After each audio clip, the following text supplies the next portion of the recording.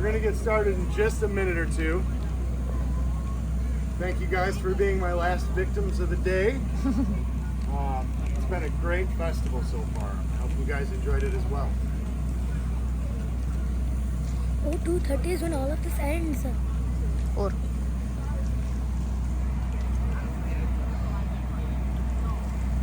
Well, no time like the present. Let's go. All right. My name's Chris Irvin. It's my father, Danny Irvin. My wife, Rebecca Irvin. My mom's floating around here somewhere, and her mom too. Family business. I've been making glass for about 18 years. My dad for about 10. Got my wife into it a handful of years ago. She helps out with smaller projects here and there. I started at the College for Creative Studies, where I was an animation student. We're all the animation students got kept in the basement behind computers. We got real pink and pasty, and they told us all, like, go take a crafts class, go blow one of your elective credits in a different department, get some sun, put your hands on something other than a keyboard. So I took a glass class. I was absolutely terrible at it, and that frustrates me. So I needed to keep pursuing it until I could do it. I've been doing it ever since, sometimes professionally. Maybe 6 of the 18 years, I was a full-time glass blower. The rest I've been pursuing it at events like this. Currently I'm a mechanical designer. I had a son 2 years ago and had to put the dream of being a full-time glass artist on a little bit of a hiatus, at least until he's in school. But yeah, it's kind of a little bit of our backstory. We started putting together a studio about 4 years ago, and actually got our equipment running in the studio about 2 years ago. Before that, we were renting out of a studio in Detroit called Michigan Hot Glass from my mentor, Albert Young. He's taught me a lot of what I know about glass making. The rest I learned out in Colorado as a production artist, basically working for 8 hours a day, making these kinds of things just over and over and over and over. That's where I really got my chops and learned how to make glass. So we'll start by talking a little bit about the equipment. For starters, we have our Marver steel table. We use this to suck heat out of the glass and sculpt it, shape it into cylinder forms. Variety of hand tools. We got jacks, tweezers, shears, paddles, puffers, all sorts of fun gizmos. Next up, our glass blowing bench, or our gaffing bench. This is where most of the tooling happens. Tool rest on the right hand side. Sorry, lefties like me, you gotta learn right handed. There's no other choice. Next up, we got our furnace. Our furnace is basically square bricks that have all been compressed together. We have KX99s, which are like super dense bricks. They're not permeable, and they hold heat for a very, very long time. And then they're surrounded by these soft bricks as an insulator. So on Thursday, we showed up early in the morning. We got all of our equipment down off the truck, did all of our leak tests, and filled that puppy up with a bunch of these guys. This is what you call cullet. It's pre-melted glass that someone's already done the legwork. Melting glass is gross. Does anyone know what glass is made of? No. Yes, specifically silica sand. silica sand. So this is what we call soda lime glass. It's soda ash, limestone, and silica sand. You heat it up, and basically it melts into like a honey or molasses kind of consistency. They extrude it and cut it into a bunch of little pancakes, and then ship it to us in these burlap bags. Ours comes from a company called Boma out of Czechoslovakia. It's some of the nicest glass we've been able to find, and it comes into the country on big freighter boats by several hundreds of tons, and then all the glass makers in the United States gobble it up like hungry hippos. So you better buy a pallet at a time as soon as you find out that they have it. Anyone know how hot that piece of equipment on the left is, or at least the material inside of it? 500 degrees. 500 degrees, go way higher. Whoa. 7,000. That was a little high. We melted around 2,200 degrees. 2,200. The last piece of equipment, our reheating furnace, is what we call the glory hole. Now, that term originated in 1849 in the industrial glass environments of the United States. Back then, they used coal and wood to keep their fires hot, and it was particularly filthy in those environments, so there was always a haze in the air. Now, if you've ever looked at a street light on a foggy night, you see a halo around it. So, the same, the glass makers back in the day, back in those filthy environments, would see that halo. Not to mention, every day working in the studio, they'd be that much closer to God. So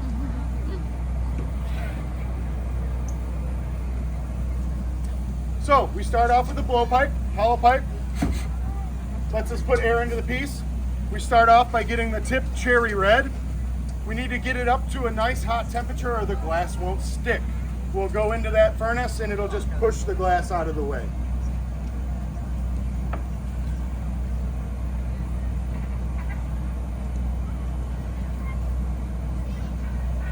So basically there's just like a large vat of this honey kind of glass. Now, I know this looks orange, but it's very much clear.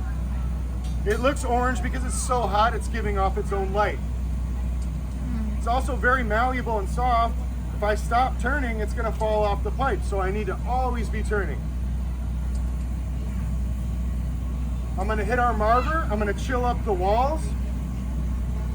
And you can see as I marver it, it's slowing down quite a bit. Not only does this help me get the glass under control, it gives us what we call a skin. And the skin helps act as a guide for the air that we're pushing through the piece. So now I'm going to trap a breath of air in the back of the piece, keeping it turning. Oh my god. And then we'll stretch it out into a cylinder form and marver it into a cone. Now, this is the basic start for almost every glass piece out there, with the exception of solid work like paperweights or ponies. Now, glass is rapidly cooling. What was honey a few seconds ago is already starting to stiffen up and become glass, or what we think of as glass. So at this point, if I want to continue to work the piece, I'm going to have to get it hot again. You'll see me come back to this piece of equipment several times throughout the course of the show. Every time I make a significant change to the piece, it cools down. Once it gets below 1,500 degrees or so, I can huff and puff and blow my brains out and it's not going to change shape. So a good part of being a good glass blower is maintaining heat throughout the process, never losing it. Now, if I just blew this out right now, I could turn it into a variety of forms, but I'd like to add some extra texture to it. So I'm going to use this mold right here on the floor. We call it an optic mold. We call it that because after I come out, this piece is going to bend the light, kind of like your glasses do. It'll create all sorts of patterns on whatever this piece of glass is sitting on when the light shines through it. So now that we got it hot,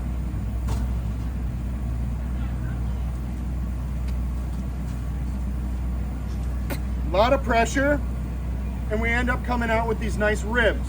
Now, if I blow this out as it is, we'll get straight ribs like you see on the pumpkin. But we're gonna shoot more for that teardrop stemless wine glass form there. So we're gonna need to twist this. In order to do so, I'm just gonna get it super hot. I'm gonna grab the bottom and continue to spin in one direction. And what's straight's gonna twist. You'll have to bear with me. This is probably like the 30th one of these I've done this weekend, so I'm kind of losing my voice. I'm getting a little, scratchy teenager voice going on. I haven't had a full-on voice crack for anyone yet, but it's coming.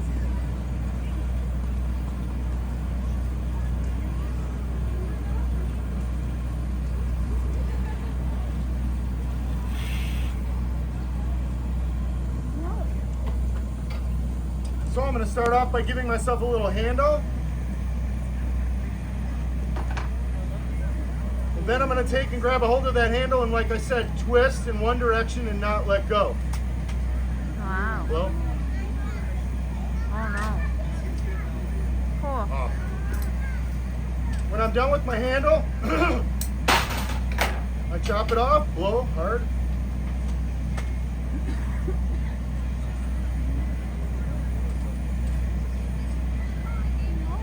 Perfect. Off. And now we have our nice braided pattern. Wow. So you could see my father was blowing into the back of the piece while I was tooling. Glass is always easier as a team sport. Always great to have relief if you need someone to take a heat for you because you're dying of heat exhaustion. And I can have someone put air into a piece while I'm focusing on tooling. Are the parts in the box? Yeah, as long as they're clear. As soon as we put color into it, if we drop a piece, it's waste. Like mixing a bunch of crayons together, it turns a darker color, or gray or whatever, and you can't use it. Not to mention, if we start throwing color into our furnace, it'll take many, many batches of glass before we are able to get that color out and get back to a clear base.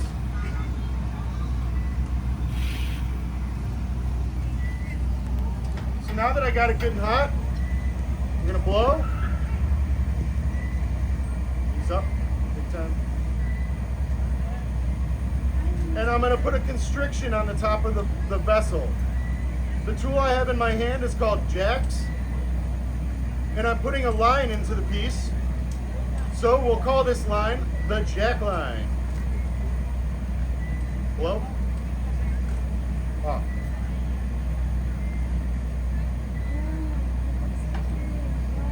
I have a little bit of beeswax on the back right corner of my bench, and any tools that we want to slip and not grab, we'll coat in a light coat of beeswax. It'll make sure that our tools don't grab.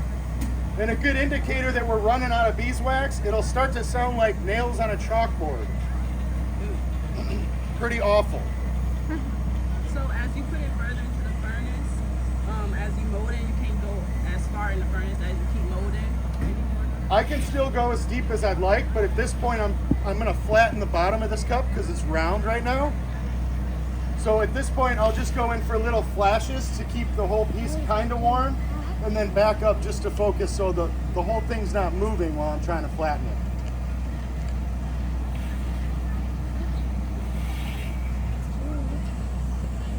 What are you taking off? So now at this point I'm just chilling the sidewalls to make sure those don't move. Come in with the wood paddle. Kind of helps set in my shape a little bit, make sure that bottom's nice and flat and square. So we got our stemless wine glass starting to take shape, but I can't sell it with a 5-foot metal rod attached to it. So my dad's getting together what we call a punty. It's the Italian word for bridge. And what we're going to do is create a bridge between this iron and that with the piece in the middle.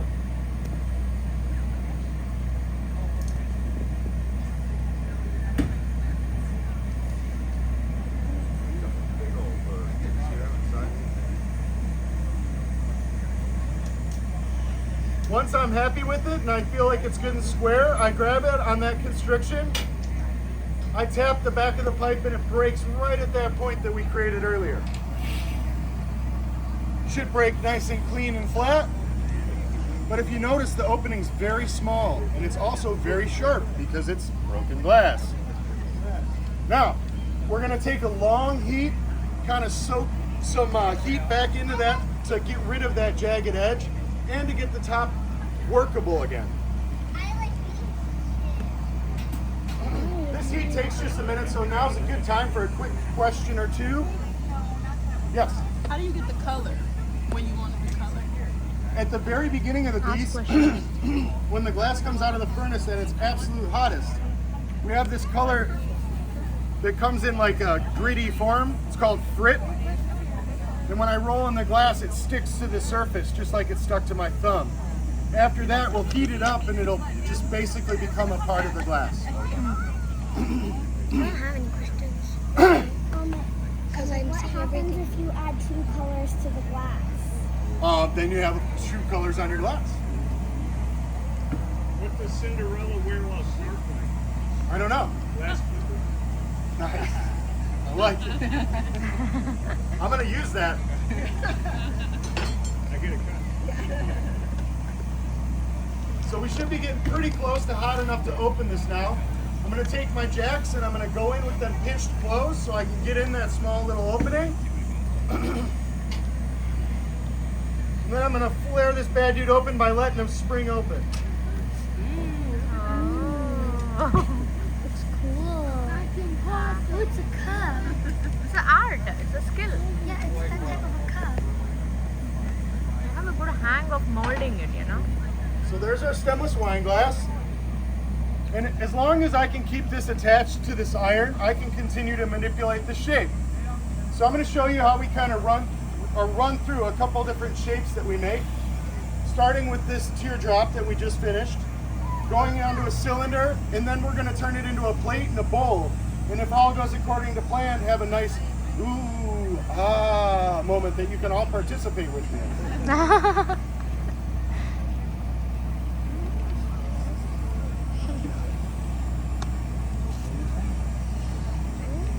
So cool. See? You wanna learn? I'm scared if I'll burn my hands. Kind of looks kind of risky.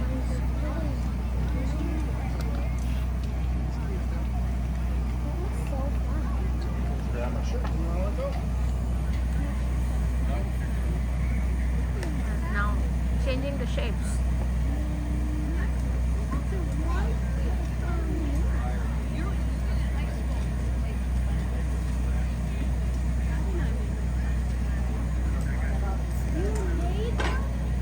So there we have our straight-walled punny.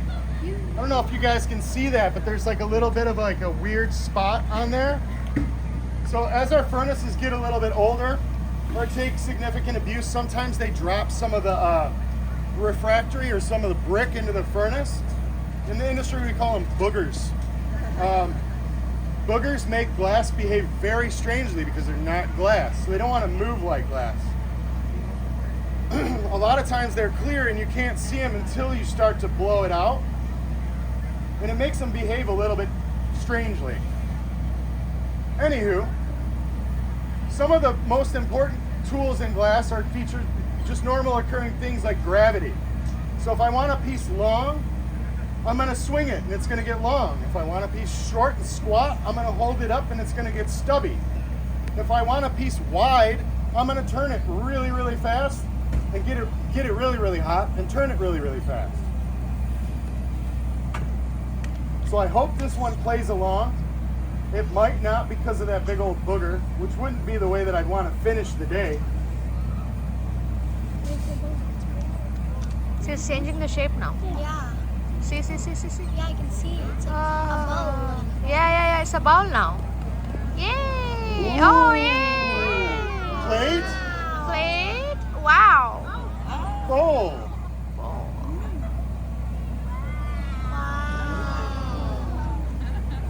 So if I would have just kept turning really quickly, it would have stayed a plate. As soon as I stopped, everything wanted to settle down and fold into what we call a wavy bowl or a handkerchief bowl.